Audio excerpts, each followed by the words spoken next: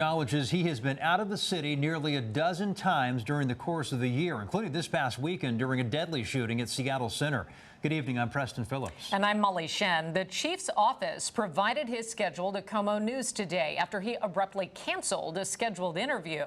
KOMO senior reporter Chris Daniels was scheduled to sit down with Barnes to discuss the shooting and the chief's whereabouts. He joins us now with more. Chris. Molly and Preston, this question about the chief and his commitment to the city has lingered after he admitted to not being in Seattle at the time of the deadly shooting. This morning, he agreed to an interview with me to discuss the shooting and his schedule. This afternoon, he backed out of that planned interview just a half hour in advance, and instead I was given his schedule, which appears to show Chief Barnes out of the office and out of the area nearly a dozen times in the first 7 months of this year. For the last 72 hours... No.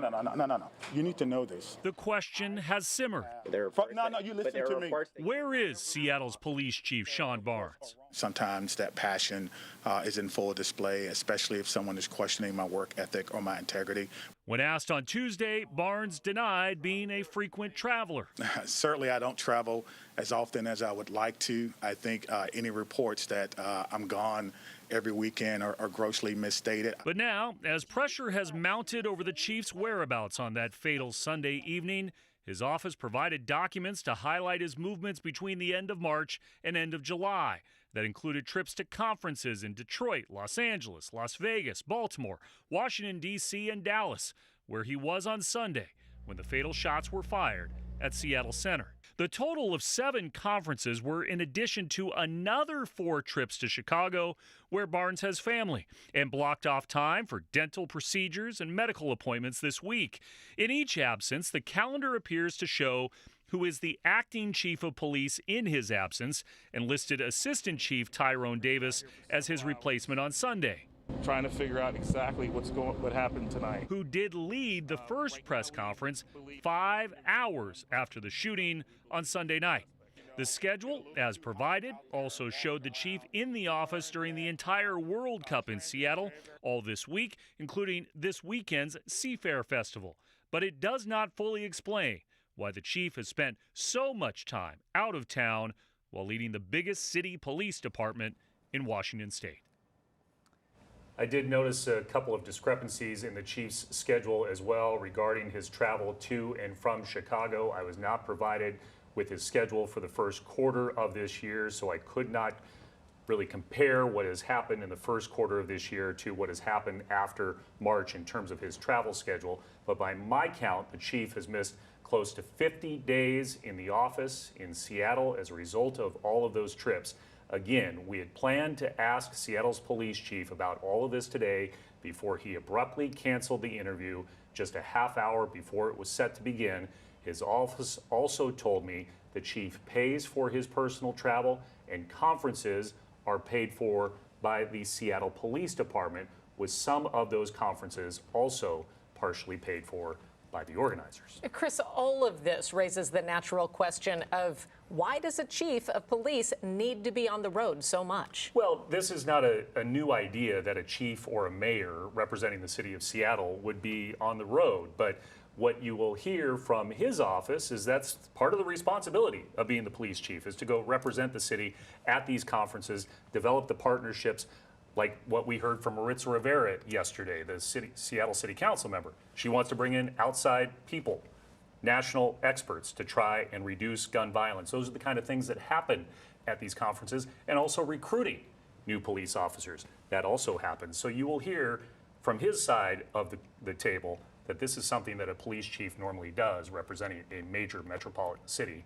like Seattle. Well, we hope that you hear it from him face to face sometime soon. Thank you, Chris.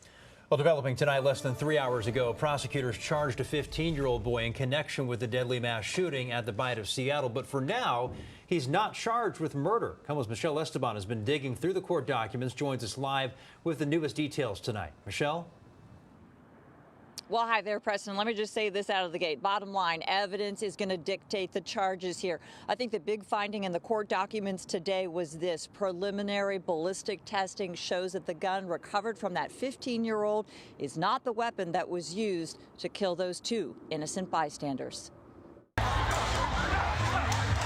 3 days since the mass shooting, and the charges against the only person arrested, a 15-year-old male, appear to reveal that investigators are still trying to piece together what bullets killed 2 people and wounded 4 others, and from what guns.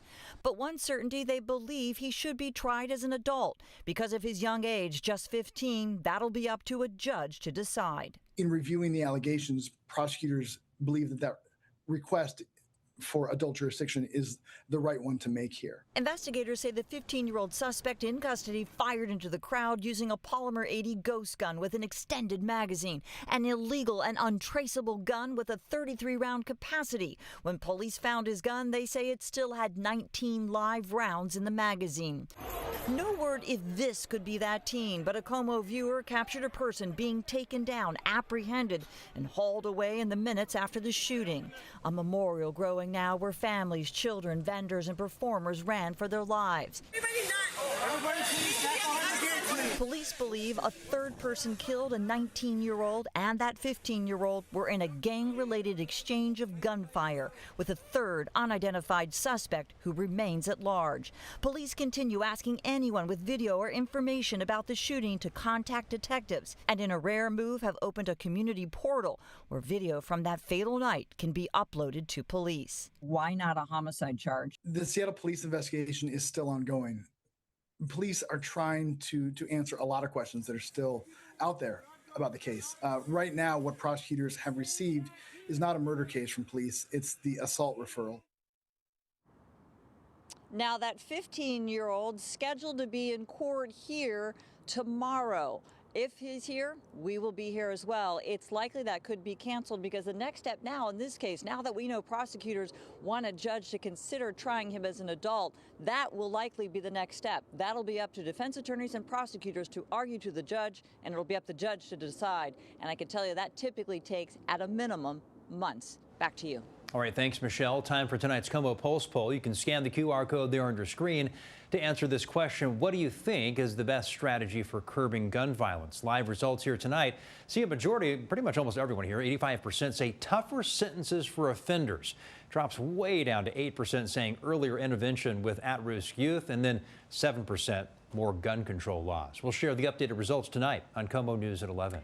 Tonight, we're looking closer at the guns used in the shooting and the criminal history of one of the alleged shooters. KOMO's Jeremy Harris is live from Seattle Center with new information about a prior shooting connected to the 19-year-old man who was killed on Sunday. Jeremy. Yeah, police said early on that 19-year-old who was killed, well, he was one of the shooters who opened fire into the crowd here. Well, now I found court records showing he was previously charged, and he was well known to Seattle police for having an illegally modified handgun.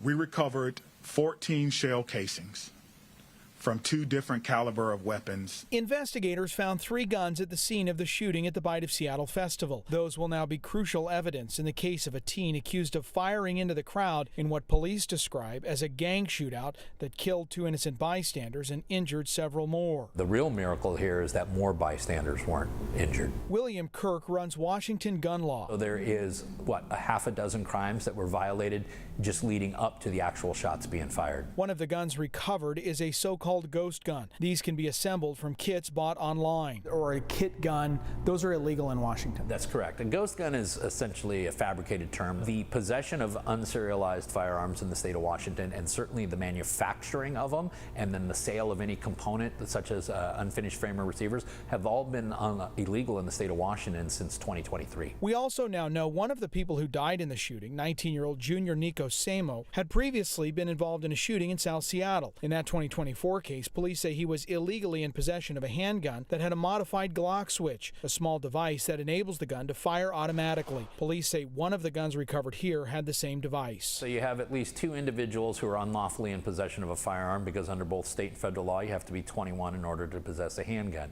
You have a firearm that was an untraceable firearm, which is prohibited by state law. You have another firearm that has a Glock switch on it, which is prohibited by both state and federal law. There are other cases in juvenile court involving that 19-year-old who was killed, but those records, it appears, have been sealed, so we don't know the severity of those cases. As for the guns, we know the ATF, they were here at the scene. They're assisting Seattle police with the extensive work of tracing back through those firearms. Reporting live from Seattle Center, Jeremy Harris, KOMO News. Jeremy, thank you. Happening tonight, here's a live look at Seattle Center, where there's about to be a silent vigil for the victims of Sunday's mass shooting. That vigil begins at 6:30 tonight at the International Fountain. KOMO's Claire Weber will be there. Watch for her full report tonight on KOMO News at 11.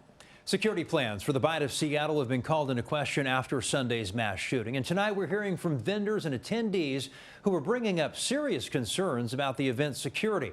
KOMO's Lynn Nguyen joins us live tonight from Seattle Center with what we've learned so far. Lynn?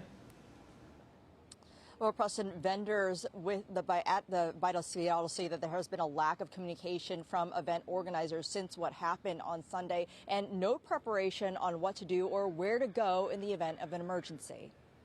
No security, no pat down, no search of the bag.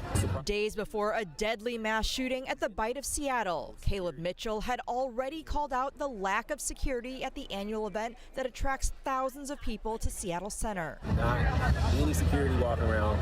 Mitchell recording this video highlighting the issue Friday afternoon, 2 days before a shooting left 3 dead and several injured. When I got into the event with my firearm, I was starting to think to myself, how many other people in here have a firearm with all of these kids, all of these families? Vendors at the Bight of Seattle also say security was noticeably lax with an open event anyone could walk through, and there was no preparation from event organizers on what to do in case of an emergency. There was never like an orientation about emergency situations, so that maybe like have those type of meetings, in case of emergencies, like we should probably all locate here. Moving forward, Seattle police have said they'll be ramping up their presence at future large events. And organizers for the EDM show happening this weekend at Seattle Center say there will be security screenings to enter and security personnel on site. But questions still remain on what security plans were in place for the Bight of Seattle. As a company who is doing an event in pretty much the backyard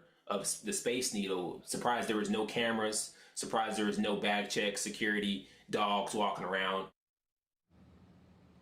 And we did reach out to reps for Seattle Center as well as event organizers for the Bight of Seattle. We have not heard back yet from event organizers, but reps for Seattle Center did say that because about issues like security staffing or surveillance cameras. They did share, however, that security planning is specific to each event, and in the days and weeks ahead, they'll be working with their partners to evaluate their response and review the existing security measures to see where they can improve. Reporting live in Seattle, Lynn Nguyen, KOMO News. All right, thanks, Lynn. You can follow the newest developments with the mass shooting anywhere you are, any time of the day. Just download the free KOMO News app for the latest headlines plus weather and traffic alerts. You can also subscribe to our YouTube channel where you'll find extended interviews and videos.